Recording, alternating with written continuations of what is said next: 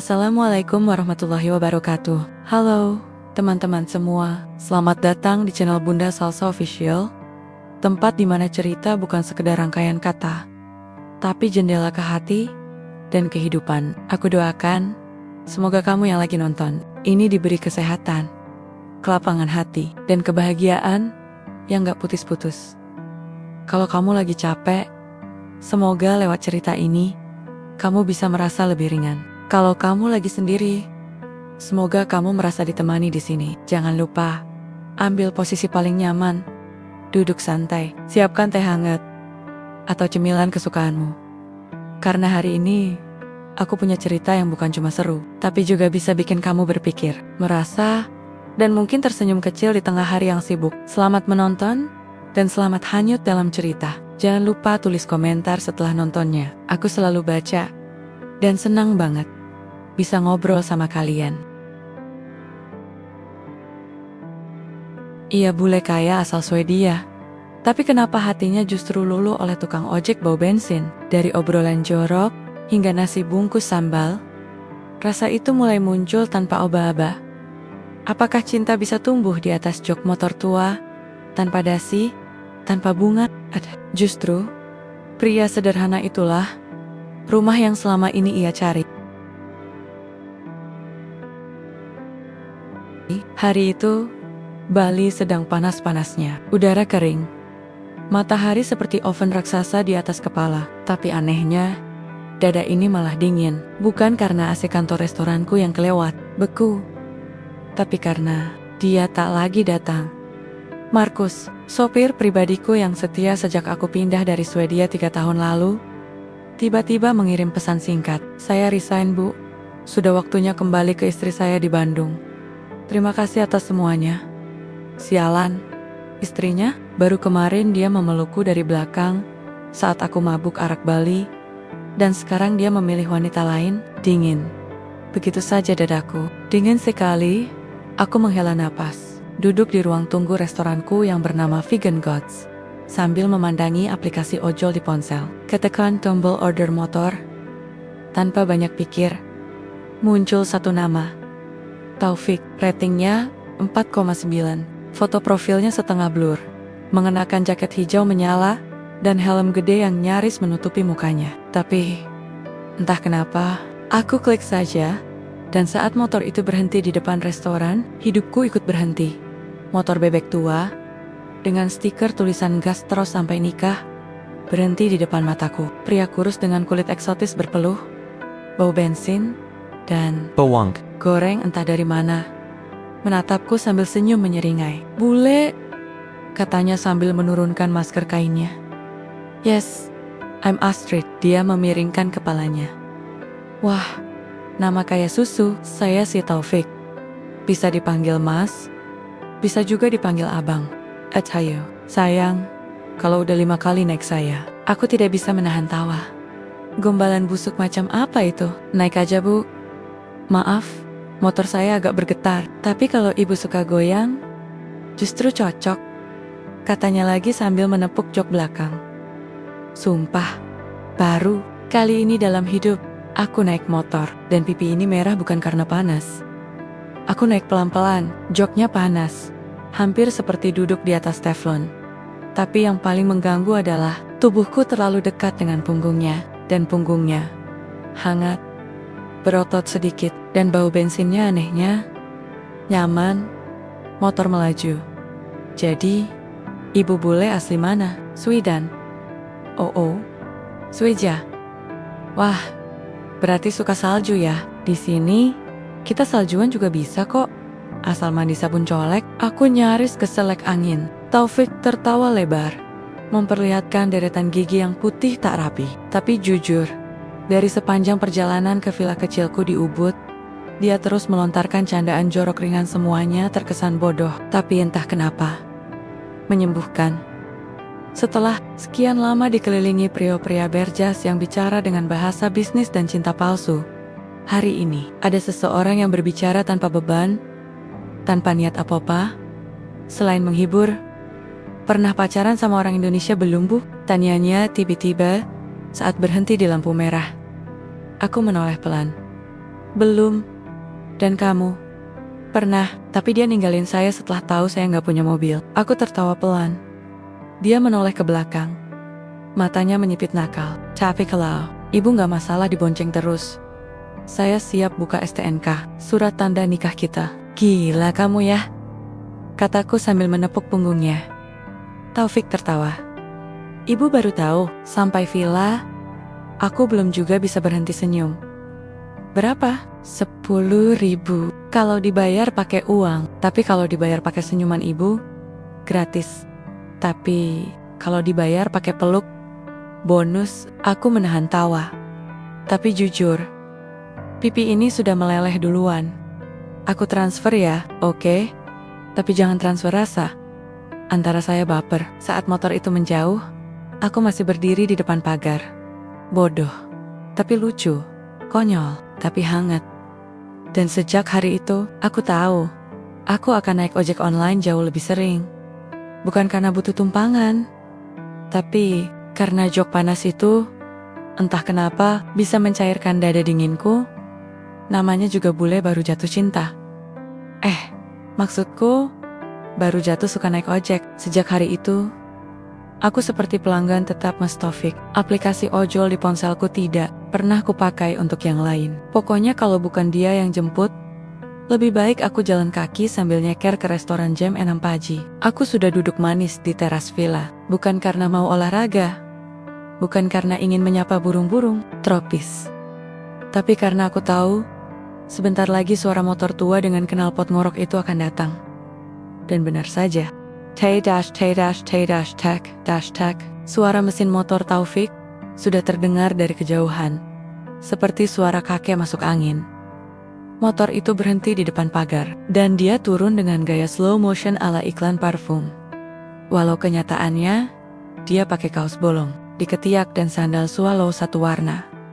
Morning, Miss Sweden, mau dianterin kemana pagi-pagi gini? Cari cinta sejati, atau cuma pengen goyang jok? Katanya dengan senyum nakal yang sama seperti kemarin. Aku membalas dengan senyum. Pasar. Wah, bule ke pasar? Jangan-jangan mau cari cabai yang pedesnya kayak mantan? Aku tertawa. Lebih tepatnya, cari yang segar dan tahan lama. Kamu tahu di mana? Taufik mencibir genit. Kalau itu, saya sediakan dada segar dan hati tulus. Pedesnya bisa diatur. Astaga. Aku naik ke jok belakang sambil mencoba menahan geli. Tapi begitu motor mulai berjalan, aku langsung teringat lagi betapa unik rasanya duduk di belakang Taufik. Motornya getar, kencang, kasar, dan jujur saja, bergetarnya itu bukan cuma terasa di jok, tapi juga di hatiku yang selama ini sepi. Kami menyusuri jalanan sempit menuju pasar Sukawati. Udara pagi sejuk, tapi pikiranku hangat. Dan sialnya, Taufik terus melempar celetukan sepanjang jalan. Bu, kalau ada pria ngajak ibu naik motor, itu artinya dia serius. Tapi kalau ngajak naik mobil, itu bisa dua kemungkinan. Serius atau modus. Oh ya? Kalau ngajaknya naik becak, itu sih biasanya bapaknya lagi butuh penumpang. Aku tertawa lagi. Entah kenapa, bersama Taufik, semuanya terasa ringan. Padahal sebelumnya, aku selalu muak dengan pria-pria di hidupku. Mereka selalu membawa bunga, cincin, atau undangan gala dinner. Tapi Taufik, dia membawa helm bau keringat, cerita lucu soal mantannya yang kabur sama debt collector, dan rasa nyaman yang anehnya tak bisa kutolak. Di pasar, dia bahkan menemaniku belanja kangkung, tomat, dan tahu. Dan saat seorang ibu penjual tempe menggoda kami dengan kalimat, "Aduh, romantisnya bule sama cowok ojol," Taufik langsung menimpali dengan lantang. "Biasa bu, cinta nggak lihat status. Yang penting rasanya dalam." Aku hanya bisa menutup wajah dengan kantong belanja. Tapi yang paling gila adalah kejadian saat kami pulang.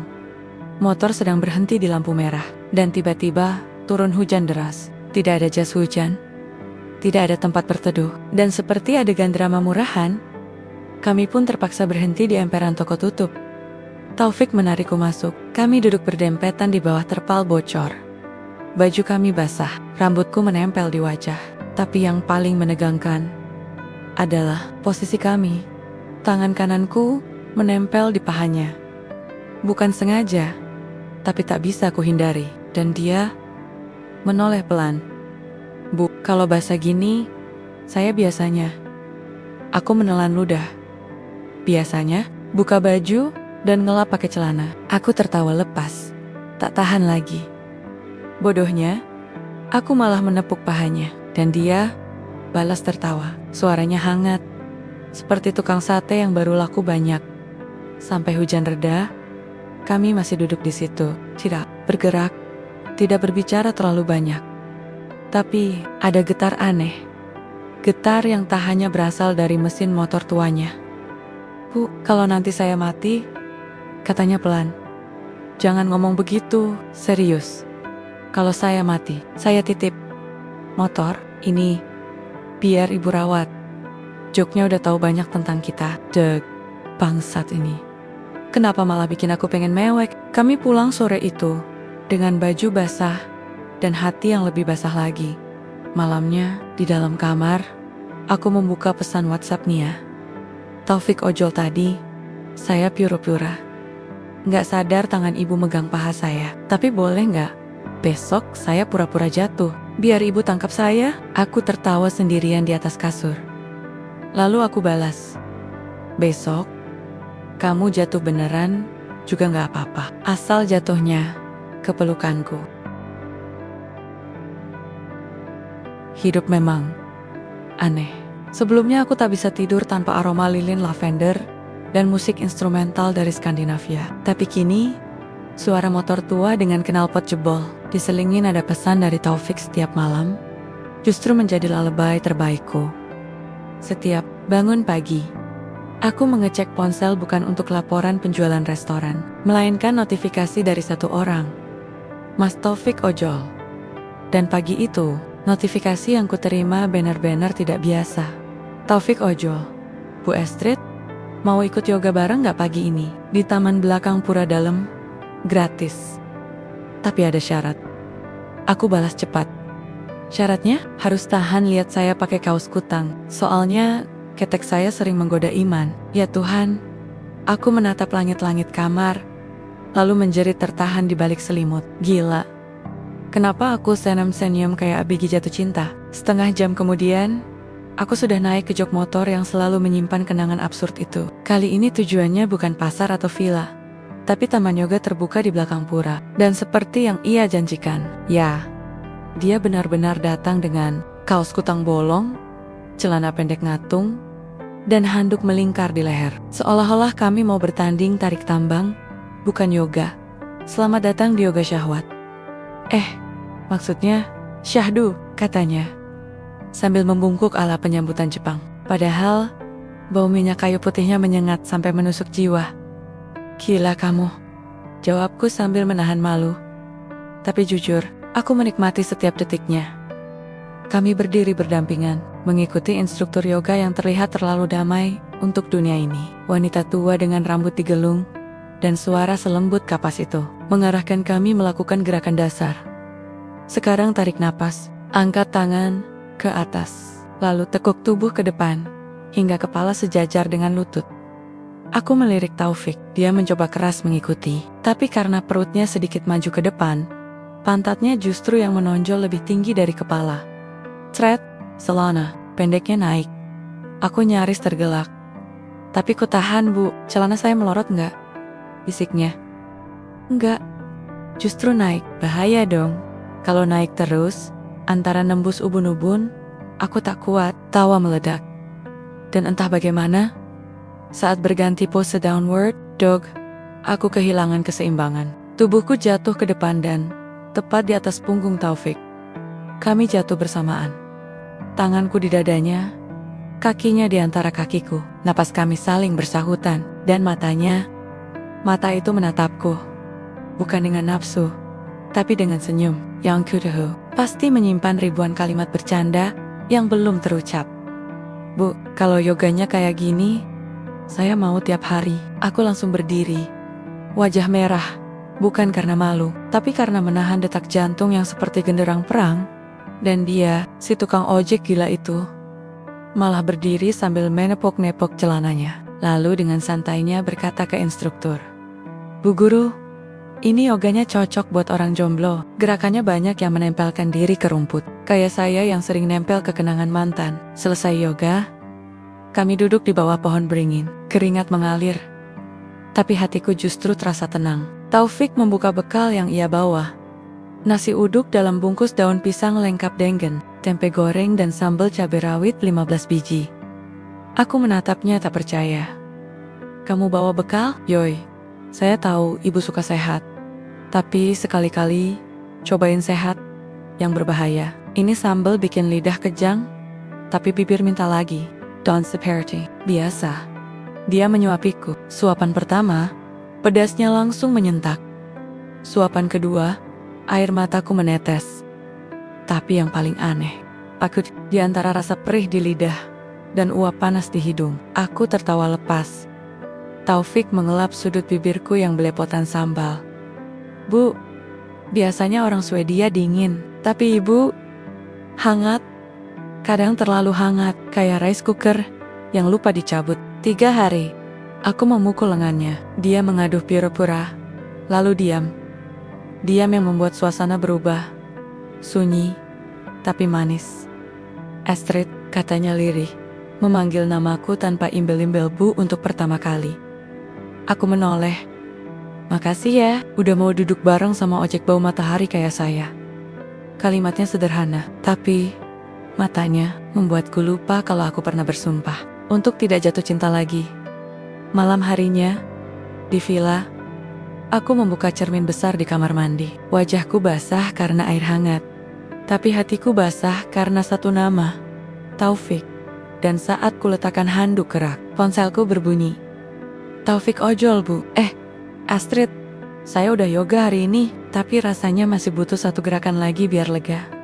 Pelukan. Aku menatap layar cukup lama, lalu membalas, "Besok jam berapa kamu jemput? Aku butuh naik ojek. Dan mungkin butuh jatuh lagi." Cinta itu aneh. Kita bisa menemukan getarannya di tempat paling tak masuk akal, seperti di atas jok motor, atau di tengah yoga pose setengah telanjang di taman, atau bahkan di antara sambal, selangkangan, dan senyum sarkas seorang tukang ojek yang mulutnya lebih licin dari minyak goreng curah. Pagi ini, aku berdiri di dapur villa, mengenakan kimono tipis dan sandal rumah. Di atas meja, 2 bungkus nasi jinggo berisi sambal matah yang kubeli semalam dari warung pinggir jalan. Tapi bukan nasinya yang membuatku senyum sendiri, melainkan suara knalpot motor tua yang kini telah menjadi lagu kebangsaan hatiku.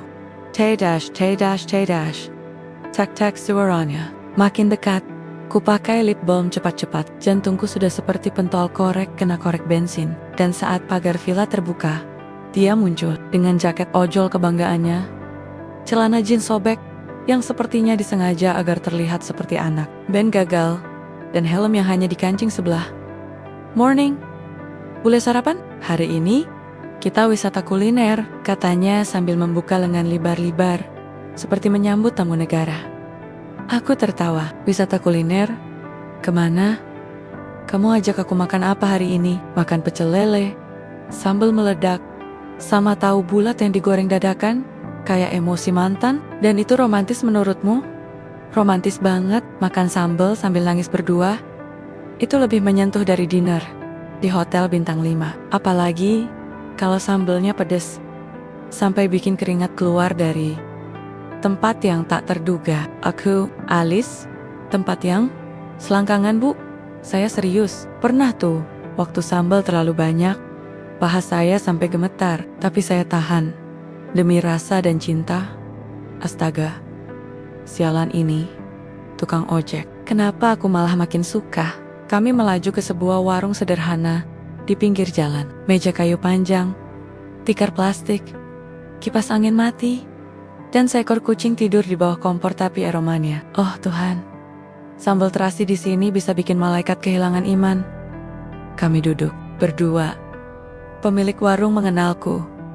Si bule vegan yang dulu tak pernah menyentuh ikan goreng, tapi hari ini aku minta 2 lele 4 tahu, dan sambal double pedas. Ini semua salah kamu, kataku ke Taufik. Dia tertawa. Saya baru racunin perutmu. Nanti saya racunin hatimu sekalian. Biar lengkap. Makanan datang, swap demi swap. Sambal menyerang lidahku seperti pasukan perang. Pedasnya seperti omongan netizen tajam, tapi nagih. Sampai pada satu titik, aku batuk keras. Keringat mulai membasahi leherku. Dan dadaku, Bu, keringetan ya? Taufik mendekat, mengambil tisu dan tanpa izin mengelap leherku. Lalu, perlahan-lahan, turun sedikit, sedikit lagi. Mataku menatapnya tajam. Dia berhenti. Maaf Bu, tisunya nyasar. Saya cuma pengen bantu, tapi tangan saya kadang punya kemauan sendiri. Mulut kamu juga, balasku dengan senyum menantang. Seketika itu, tawa kami meledak. Orang-orang di warung melirik. Tapi kami tak peduli. Ini bukan soal makanan lagi. Ini soal chemistry yang tak bisa dibeli. Bahkan di pasar paling mahal sekalipun. Selesai makan, dia mengajakku jalan kaki menyusuri gang kecil di belakang warung. Tiba-tiba, hujan turun lagi. Taufik menarik tanganku. Kami berteduh di bawah balkon rumah kosong. Jarak kami hanya sejengkal. Nafasnya terasa di leherku. Bajuku basah, rambutku menempel ke pipi. Tapi dia diam. Sampai akhirnya dia bersuara. Pelan. Astrid ya. Kalau aku punya uang lebih, aku gak akan beli motor baru. Aku menoleh. Loh, terus aku bakal beli kasur empuk. Biar kalau kamu jatuh cinta lagi, jatuhnya enak dek.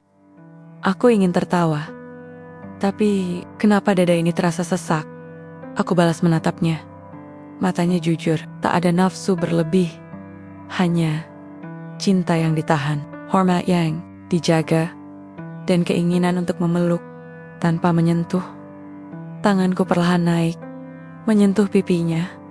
Kalau aku jatuh, tolong jangan tangkap aku. Kenapa? Karena aku ingin jatuhnya dalam. Sekali. Tapi dalam. Dia tersenyum kecil. Baik Bu. Lalu tiba-tiba dia menambahkan. Kalau gitu, izinkan saya jadi dasarnya. Kami pulang tanpa banyak bicara. Tapi hatiku sudah terlanjur meledak seperti sambal cabai rawit. Dan malam itu, aku mandi dan menatap tubuhku sendiri di depan cermin. Aku sadar. Untuk pertama kalinya, aku ingin disentuh bukan karena gairah, tapi karena rasa yang jauh lebih hangat. Namanya Taufik, tukang ojek, bau bensin, dengan hati yang entah kenapa lebih harum dari parfum mewah manapun. Bali malam itu tidak biasa.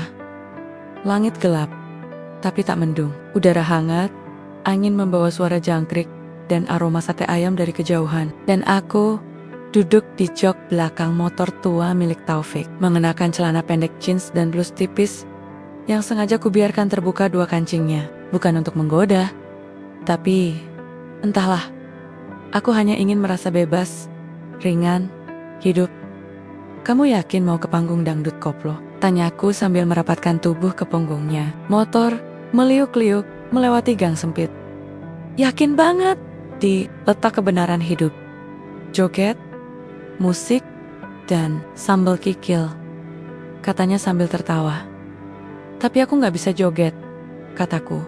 Justru itu, bule gak bisa joget itu seni tersendiri. Nanti saya ajarin. Kalau jatuh, saya tangkap. Kalau goyangnya kelebihan, saya ikut goyang. Gila kamu. Saya tahu, jawabnya dengan nada bangga. Panggung dangdut itu terletak di pinggir lapangan kampung. Sederhana, tapi meriah. Lampu kelap-kelip, suara speaker pecah, dan penyanyi perempuan berkostum mini sedang menggoyang panggung seperti tanpa tulang. Aku berdiri di antara kerumunan orang lokal. Warga-warga berkumpul.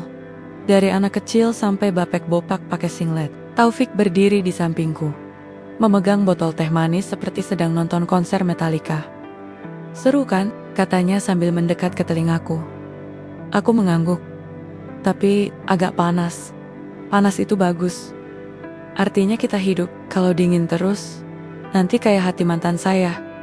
Aku menertawakan kalimatnya. Tapi saat penyanyi dangdut mulai memainkan lagu berjudul Goyang Bibir Sayang, Taufik langsung menarik tanganku.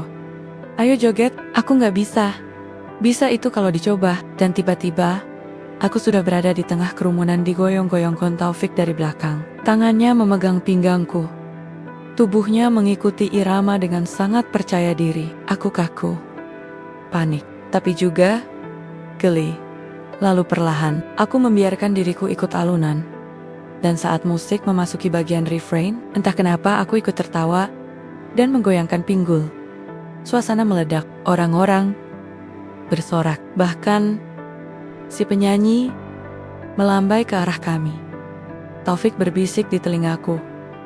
Goyangan ibu, kayak sinyal wifi. Apa maksudmu? Kadang kuat, kadang ngaco, tapi bikin nagih. Sialan. Kami duduk di bangku plastik sambil menyantap sate usus dan telur puyuh. Bakar. Taufik menyeka keringat dari pelipisku pakai tisu yang sudah lecek. Astrid ya, kamu tahu nggak kenapa saya ajak kamu ke sini? Biar aku bisa goyang? Bukan. Karena kamu terlalu lama hidup di tempat yang tidak membiarkanmu menikmati hal kecil. Kamu terlalu lama berusaha jadi sempurna. Hari ini, kamu goyang. Kamu makan sate, kamu ketawa. Dan kamu cantik. Aku terdiam. Veronica seceria biasanya. Tatapannya serius. Ada sesuatu yang dia tahan. Taufik, saya cuma takut satu hal. Apa? Saya takut kamu terlalu tinggi untuk saya gapai. Aku menggenggam tangannya. Aku duduk di jok motor belakangmu. Bukan di kursi direktur. Kalau kamu lihat aku tinggi, kamu tinggal gas pelen-pelen sampai kita sejajar. Taufik tersenyum lebar. Lalu seperti adegan sinetron, lampu di sekitar panggung tiba-tiba padam. Listrik mati, musik berhenti. Tapi kami masih duduk di sana. Diterangi cahaya dari warung angkringan dan bulan yang menyelinap di antara awan. Dalam gelap itu, dia menggenggam tanganku lebih erat. Kamu tahu, Astrid, kalau saya mati nanti, saya minta dikubur sama motor saya. Aku tertawa kecil. Kenapa? Karena kamu cinta banget sama motor itu? Bukan. Karena kamu pernah duduk di atas joknya, dan saya mau kamu tetap dekat. Walau nanti, saya udah gak bisa ngojek lagi. Aku tidak tahu harus tertawa atau menangis. Pria ini, gombalnya tak pernah habis. Tapi, kali ini, ada rasa di baliknya. Malam itu, kami pulang tanpa banyak bicara. Di tengah jalan, dia tiba-tiba menepi di bawah pohon rindang. Tanpa suara, dia turun dari motor, lalu membuka jok belakang. Ada apa? Tanyaku. Dia mengeluarkan helm kecil, warna pink, dengan tulisan di belakangnya. Bule sayang, pegangan ya. Aku beli ini di pasar loak. Murah, tapi udah aku bersihin. Khusus buat kamu. Aku menatapnya, lalu helm itu dan saat kupakai, dia menoleh, tersenyum. Sekarang kamu resmi jadi penumpang hati saya. Aku tidak tahu sejak kapan aku mencintainya. Mungkin saat dia menyuapiku sambal sampai lidahku terbakar. Mungkin saat dia mengajakku joget sambil peluk pinggangku di tengah kampung. Atau mungkin sejak pertama kali dia memanggilku bule sarapan dan membuatku tertawa di tengah hari terburukku. Yang pasti, malam itu aku tahu. Aku tidak ingin pulang ke villa. Aku ingin terus di jok motor ini. Pegangan erat dan ikut gas. Gimana Pandia? Mau? Satu hal yang belum ku ketahui dari hidup di Indonesia. Cinta bisa muncul dari obrolan sambal, goyangan dangdut, dan gas motor tipis-tipis di gang sempit. Dan pagi ini, Taufik menjemputku dengan motor yang lebih bersih dari biasanya. Jaketnya sudah dicuci, rambutnya disisir, dan astaga dia memakai parfum murahan dengan aroma yang entah kenapa mengingatkanku pada kamar hotel bintang 2 di Canggu yang pernah kupakai waktu kabur dari dinner dengan politikus sok ganteng. Bu Astrid, hari ini kita nggak naik ojek, kita naik cinta, katanya sambil membentangkan tangan seperti pesulap gagal. Cinta? Sejak kapan kamu upgrade kendaraan? Tanyaku sambil menaiki motor dan menyentuhkan tangan di bahunya. Sejak hati saya ngebut tiap dengar notifikasi dari ibu. Kalau bukan karena aku udah terlalu suka sama tukang ojek ini, mungkin aku sudah melempar sandal ke mukanya. Kami meluncur ke arah luar kota, melewati hamparan sawah, jalanan bergelombang, dan warung kopi yang ramai oleh bapek bopak bersarung. Tujuan kita kemana? Tanyaku sambil memeluk pinggangnya pelan. Rahasia. Tapi tenang, kalau sesat, kita bisa istirahat. Kalau haus, kita bisa ngopi. Dan kalau jatuh, ada saya yang siap menadah. Menadah? Tadah kamu jatuh cinta lagi? Aku mencubit perutnya. Dia pura-pura kesakitan, lalu menoleh sambil menjulurkan lidah. Pria ini menyebalkan, tapi juga membuatku bahagia tanpa alasan. Kami berhenti di bukit kecil yang sepi, dikelilingi ilalang, langit biru, dan suara jangkrik bercampur angin. Ini tempat favorit saya, katanya. Kenapa? Dulu saya suka kesini waktu lagi bingung hidup, waktu saya cerai, waktu motor saya mogok, waktu duit tinggal 2.000. Di sini saya belajar bahwa meski hidup kita berantakan, langit tetap indah. Aku duduk di atas tikar yang ia gelar. Angin membelai rambutku. Dan untuk pertama kalinya, tak ada suara motor. Tak ada keramaian restoran. Tak ada tekanan. Hanya aku, dia, dan langit. Dia membuka bekal yang ia bawa. 2 nasi bungkus, kerupuk, dan teh botol. Makan dulu, biar kuat jatuh cintanya, katanya. Kami makan diam-diam, sampai akhirnya aku bertanya pelan. Taufik, kamu pernah beneran jatuh cinta nggak? Dia berhenti mengunyah, lalu menatapku dalam. Pernah, tapi waktu itu saya jatuhnya sendirian. Dia nggak ikut jatuh, saya doang yang luka. Dan sekarang, saya takut jatuh lagi. Aku mendekat, menyentuh tangannya. Aku juga. Dia mengangguk, lalu menarikku pelan ke pelukannya. Astrid, kita ini aneh ya. Kenapa? Kamu bule cantik, kayak Raya. Aku ojek bawa oli, tapi kita cocok. Kadang saya mikir, ini cinta atau GPS rusak? Aku tertawa, dengan mata yang mulai basah, entah karena angin atau rasa yang mengendap terlalu dalam. Lalu dia berkata lirih, kalau cinta itu rasa, kamu rasa yang paling tebal, bahkan lebih tebal dari helm saya. Saat matahari mulai turun, dia menggayaku pulang. Motor melaju pelan, gasnya tipis, tapi rasanya tebal. Jalanan sepi, tapi dadaku penuh. Entah dengan cinta, harapan, atau ketakutan kehilangan. Sampai di villa, dia tidak langsung pergi. Dia diam di motor, menatapku. Astrid, aku mau bilang sesuatu. Aku menunggu, tapi dia tak bicara. Dia hanya menatapku dalam-dalam, lalu menyalakan motor, dan pergi, meninggalkan debu, suara knalpot, dan satu pertanyaan menggantung di udara. Kenapa dia tak jadi bicara? Apa yang ia sembunyikan? Dan malam itu, untuk pertama kalinya, aku merasa takut kehilangan tukang ojekku. Pintu villa ku tutup pelan malam itu. Hujan belum turun, tapi dadaku seperti sudah basah oleh hal yang tak bisa kusebut. Hampa, gelisah, atau pertanda. Taufik pergi tanpa pamit, bukan seperti biasanya. Biasanya dia selalu menutup hari dengan celetukan mesum. Mimpiin saya ya, jangan mimpiin mantan. Atau kalau kangen, tinggal tiup gas motor, saya datang. Tapi tadi, tidak. Dia pergi dengan mata kosong, dan seolah ada beban di pundaknya lebih berat dari jok motor tuanya, yang sering kugoda kerasnya seperti batu nisan cinta masa lalu. Besoknya, aku tunggu dia sejak pagi. Tak datang. Siang, aku buka aplikasi. Driver, tidak tersedia.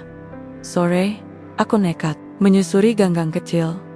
Bertanya ke warung kopi tempat biasanya dia nongkrong. Nggak kelihatan, Bu, kata salah satu bapak penjual rokok.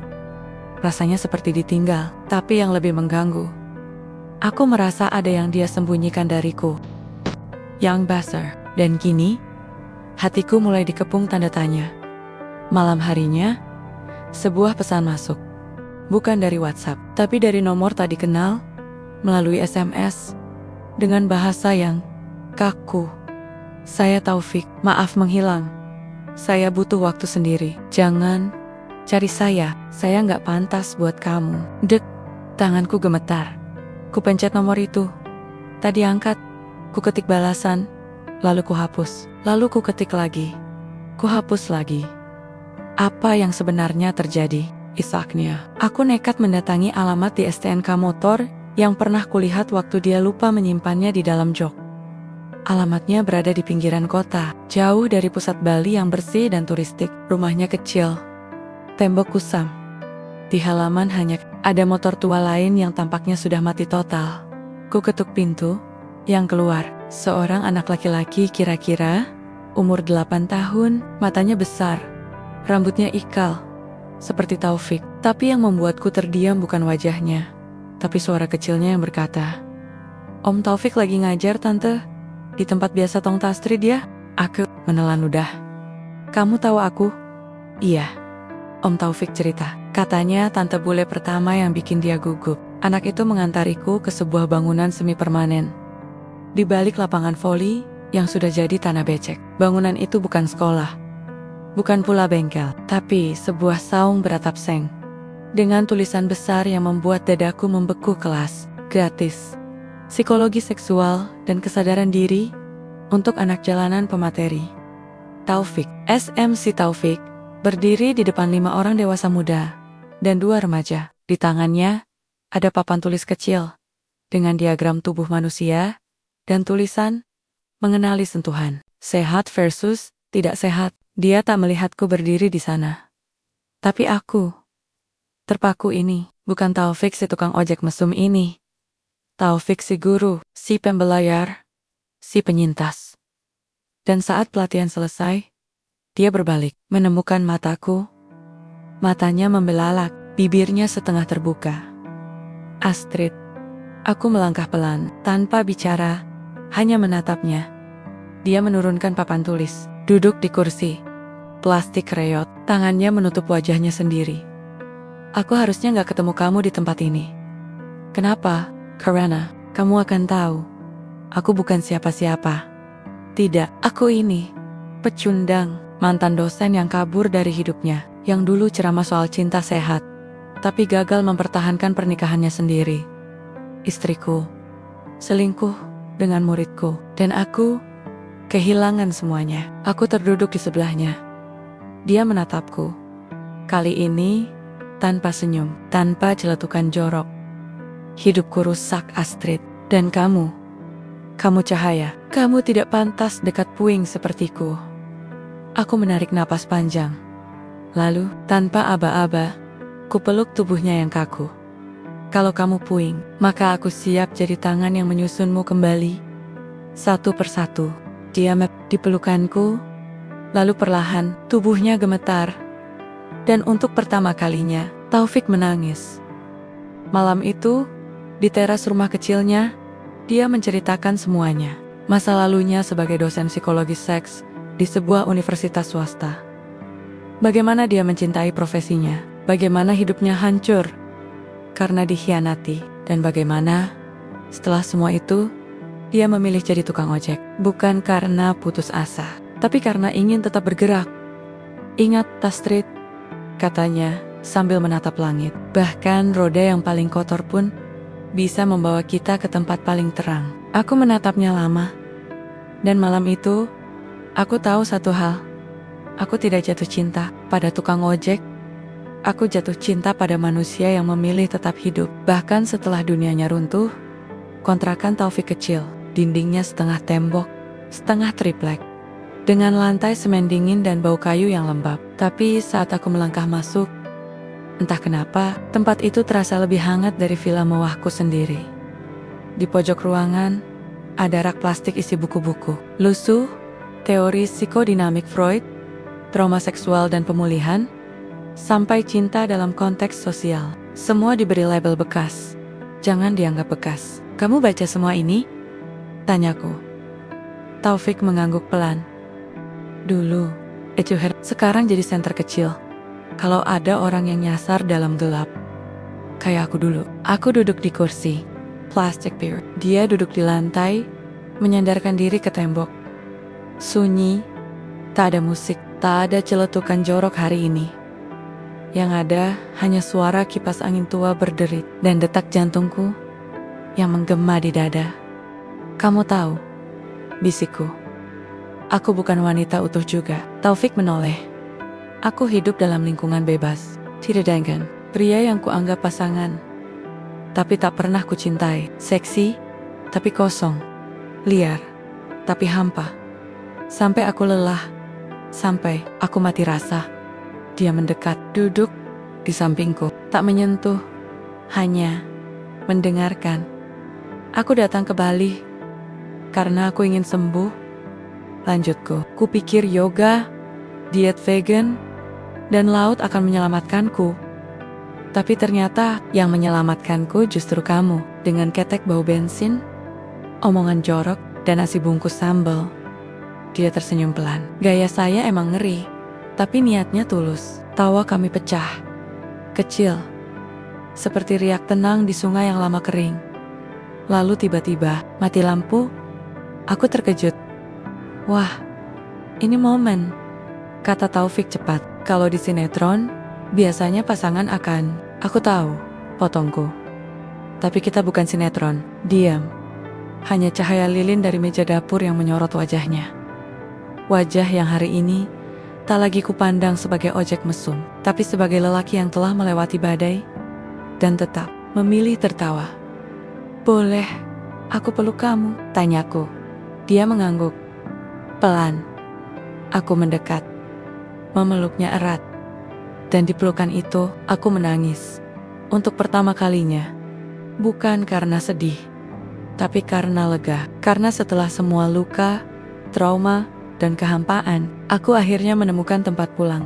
Bukan rumah, bukan villa, tapi dada seseorang yang memahami. Taufik memelukku kembali, lebih erat.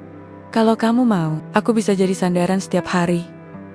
Tapi bukan buat semalam, Astrid. Bukan buat pelampiasan. Aku bukan cowok ojek yang pengen bule biar hidup naik kelas.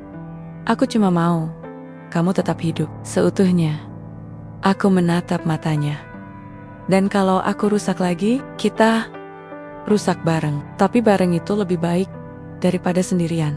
Tangannya mengusap rambutku. Pelan, tanpa nafsu, hanya rasa. Lalu, boleh nggak? Malam ini kamu di sini. Aku diam, tapi tak menolak. Bukan untuk seks, bukan untuk liar-lian, tapi karena aku ingin tetap dalam pelukannya, dalam cahaya lilin. Dalam sunyi kontrakan yang lebih jujur dari kamar hotel bintang 5. Dan malam itu, kami tidur berdua di kasur tipis lantai. Aku di lengannya. Dia menyanyikan lagu dangdut lirih sampai aku tertidur. Pagi harinya, aku terbangun oleh suara wajan. Di dapur, Taufik sedang menggoreng telur. Selamat pagi, calon istri ojek, katanya sambil menyodorkan teh manis. Aku belum bilang ya tahu, ya makanya saya gorengin dulu hatimu. Biar mateng. Aku tertawa. Lalu tiba-tiba, dia berlutut. Mengeluarkan kotak kecil dari saku jaket ojolnya. Tapi bukan cincin di dalamnya. Melainkan kunci motor tuanya. Kalau kamu serius sama aku, katanya. Kita mulai dari sini dulu. Naik motor yang sama. Pegangan. Gak usah buru-buru nikah, tapi kita saling nganterin sampai waktu bilang, cukup. Aku tak sanggup bicara. Air mata turun. Kupeluk dia lagi, di dapur. Di antara wajan, telur, dan asap tipis. Dan kali ini, aku tahu, cinta tak butuh seragam jas. Cinta cukup dengan jaket hijau dan peluh penebusan. Pagi itu aku berdiri di depan cermin villa. Memakai helm pink bertuliskan bule sayang. Pegangan ya, pemberian Taufik. Tapi bukan hanya helm yang kukenakan, melainkan juga rasa yang kini tumbuh begitu utuh di dadaku. Aku bukan lagi Astrid si janda kaya asal Swedia yang trauma hubungan. Aku adalah wanita yang telah jatuh cinta pada lelaki dengan jaket hijau bau bensin dan hati yang lebih wangi dari bunga melati. Dan hari ini, kami akan melakukan sesuatu yang tidak pernah kubayangkan sebelumnya. Keliling desa, antar jemput pesanan, makanan pakai motor tua. Demi misi mulia yang kami rancang bersama Oyol Berkeles, kami memulai pagi dengan sarapan di warung pecel langganan. Taufik mengunyah sambal seolah itu permen rasa siksaan. Dengar-dengar, kita mau ngantar makanan ke klien vegan, tanyanya sambil menambahkan rawit ke nasinya. Yah, tapi jangan gombal di depan klien ya. Ini pelanggan VIP internasional. Tenant, saya sudah berlatih jadi tukang ojek beretika. Berapa lama? 10 menit tadi pagi. Sambil sikat gigi, aku tertawa sambil menyeruput teh.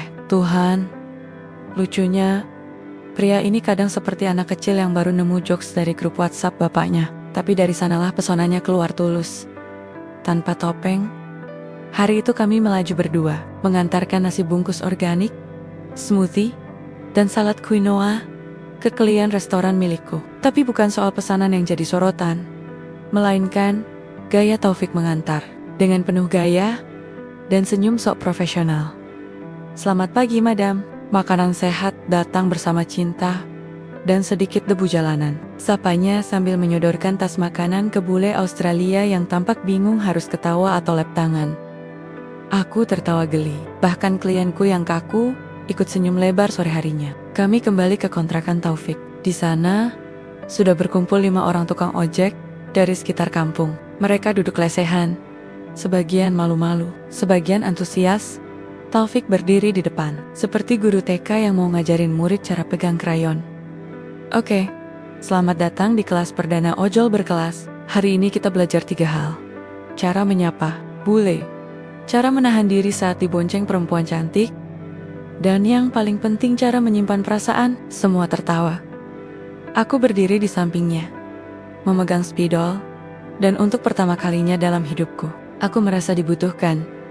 Bukan karena tubuhku, bukan karena pasporku, tapi karena aku adalah bagian dari sesuatu yang nyata. Malamnya, kami duduk berdua di teras, ditemani kopi sachet, dan suara kodok dari sawah belakang kontrakan. Taufik menyodorkan amplop kecil padaku. Kertasnya sudah lecek, tapi masih tertutup rapat. Apa ini? Tanyaku. Surat. Tanpa perangko, karena tujuannya udah di depan mata. Aku membukanya pelan. Isinya tulisan tangan Taufik, miring, agak belepotan, tapi setiap kata menghunjam. Astrid, kalau hidup adalah perjalanan, maka kamu adalah jalan rusak yang justru membuatku pelen-pelen dan sadar arah. Kamu itu bukan cuma pelengkap jok belakangku, tapi bensin yang bikin aku terus jalan walau motor tuaku batuk-batuk. Aku tahu kamu bisa dapat lelaki yang lebih tampan, lebih wangi, dan lebih kaya. Tapi kalau kamu mau, aku bisa jadi yang lebih siap menua bersamamu. Di antara sambal selimut balong dan tawa-tawa receh setiap malam, kalau kamu mau. Eo Gaspering, kita buka sekolah cinta untuk rakyat kecil. Biar semua tahu, cinta itu bisa lahir dari kontrakan sempit, bukan cuma penthouse bintang 5. Air mataku menetes. Tanpa suara, aku memeluknya. Lama. Dan malam itu, sebelum tidur, kami tidak bersetubuh. Kami hanya tidur berpelukan. Dengan jendela terbuka, angin masuk, dan lampu jalan yang remang-remang, tak ada desahan. Hanya napas 2 orang yang akhirnya pulang ke hati masing-masing. Paginya, helm pink itu kugantung di dinding kontrakan. Bukan sebagai hiasan, tapi simbol bahwa aku, Astrid L. Vigran, janda bule yang dulu lari dari cinta, kini telah menemukan rumah di jok motor tua, dipeluk pria sederhana, di sebuah surat tanpa perangko. Hari itu, matahari terasa berbeda. Bukan lebih terik, bukan pula lebih lembut, tapi sinarnya seperti menyapu segala lelah dalam hati. Aku berdiri di halaman kontrakan Taufik, yang kini telah disulap jadi ruang kelas darurat lengkap dengan papan tulis bekas. Benar bertuliskan, selamat datang di sekolah cinta ojol berkelas, dan kursi plastik aneka warna yang disumbang warga. Di bawah pohon mangga yang rindang, belasan tukang ojek berkumpul. Ada yang datang dengan motor kreditan, ada yang masih boncengan karena belum punya kendaraan sendiri, tapi semuanya datang dengan satu hal, harapan. Taufik berdiri di depan mereka, mengenakan kemeja batik sederhana yang aku setrika sendiri pagi tadi. Rambutnya disisir, celananya masih bolong di lutut, tapi semangatnya ya Tuhan meledak, lebih besar dari knalpot motornya. Selamat pagi, pejuang jalanan, sapanya lantang. Hari ini kita bukan cuma belajar cara bonceng penumpang, tapi juga cara membonceng rasa. Semua tertawa. Aku berdiri di sampingnya, mengenakan celana kulot dan kaos putih, bertuliskan gas dengan hati. Donya, aku lebih bangga hari ini daripada saat pertama kali meresmikan cabang restoran vegan internasionalku di Amsterdam. Karena hari ini, aku menjadi bagian dari cinta yang nyata. Sesi kelas dimulai dengan materi dasar. Etika berinteraksi dengan penumpang. Disusel, kelas, bahasa Inggris ojol edition. Dan ditutup dengan praktik. Gombalan berkelas yang tidak melecehkan. Taufik memberikan contoh. Mbak, kamu tahu kenapa saya senyum terus waktu ngojek? Karena senyuman kamu bikin saya lupa nyalain GPS. Tawa meledak. Kemudian, dia melanjutkan dengan materi paling unik. Cara menahan nafsu di jok motor. Jangan semua getaran dianggap sinyal cinta. Ya, katanya. Membuat seluruh kelas terkekeh. Di sudut halaman, seorang tukang ojek muda bernama Deden mengacungkan tangan. Bang Taufik, emangnya cinta bisa datang dari profesi kita? Taufik menatapku, lalu menjawab. Bisa, tapi bukan karena kita, ojek. Bukan karena kita miskin atau kaya. Cinta datang kalau kita jujur. Cinta datang kalau kita nggak pakai topeng. Saya dulu dosen, terus jatuh jadi ojek. Tapi jatuhnya itu yang bikin saya ngerti. Hati bukan dinilai dari helm tapi dari siapa yang mau tetap bonceng meski kita nyasar. Aku menahan air mata. Bukan sedih, tapi haru. Aku tahu itu benar karena aku sendiri mengalaminya. Seminggu kemudian, sekolah kecil kami viral di media sosial. Seorang travel blogger asing yang ikut jadi penumpang dalam kelas ojol berkelas mengunggah videonya.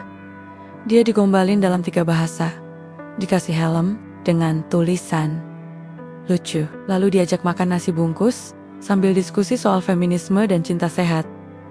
Komentar meledak.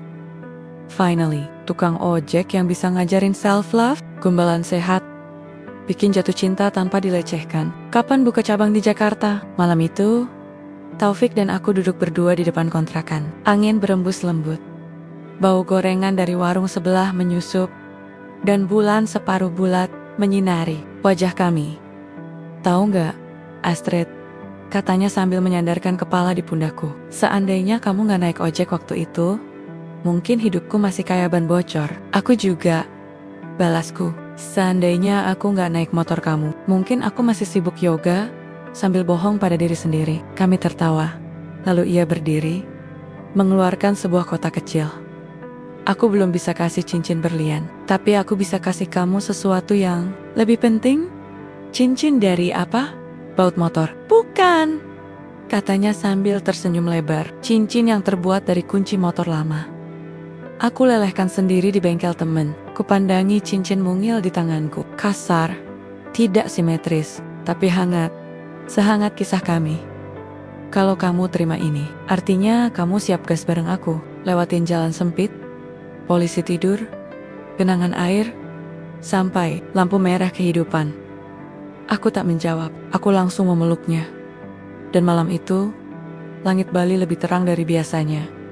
Karena cinta tak butuh megah, tak perlu pelaminan mahal. Cukup 2 hati yang mau boncengan. Dengan helm pink dan keyakinan. Sudah 1 tahun berlalu, sejak aku memutuskan menetap di Indonesia. Bukan lagi sebagai pemilik restoran vegan internasional, tapi sebagai ibu ojol, begitu mereka memanggilku.